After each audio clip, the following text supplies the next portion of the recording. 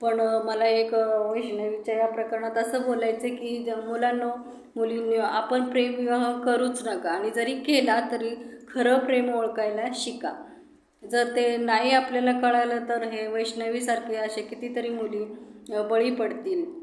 आणि मला असं म्हणायचं की लग्नामध्ये दोघांच्याही आईवडिलांची पसंती हवी, त्यांचा होकार हवा, तरच विवाह सफल होतो. आणि जर तसं नसेल तर मुलीला सहन करावं लागतं, कारण मुलीने स्वतःनी ते केलेलं असतं. ते कोणालाही असे आपलं दुःख शेअर करू शकत नाही.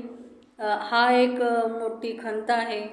आणि त्याच्यामुळे तुम्ही आतापर्यंत आपल्याला हे लक्षात यायला पाहिजे की असं करायला नाही पाहिजे. आपण पण कुणीच करू नये असं की आईवडिलांचा नाकार असताना लग्न करणे. एकाचा होकार आहे, एकांच्या आईवडिलांचा नाही आहे, तर त्याच्यामुळं आपल्याला झुकावं लागतं. आपण कोणाला सांगू शकत नाही. ही मोठी खंत आहे.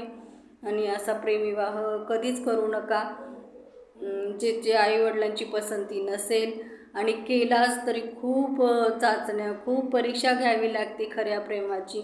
इतकं ते खरं प्रेम सोपं नाही आहे ह्या आजकालच्या काळात. त्याच्यामुळे त्याचा विचार तुम्ही सोडूनच द्या.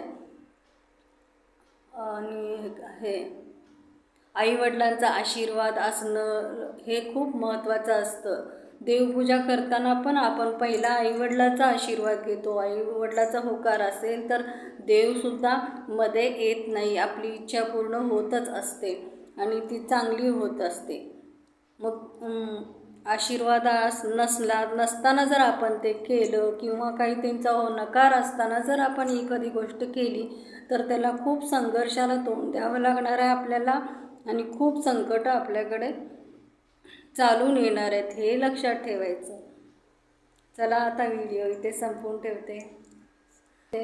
आणखीन खूप काही मला बोलायचं आहे, पण मी राजकारणाच्या बद्दल काहीच बोलत नाही, कारण ते योग्य नाही.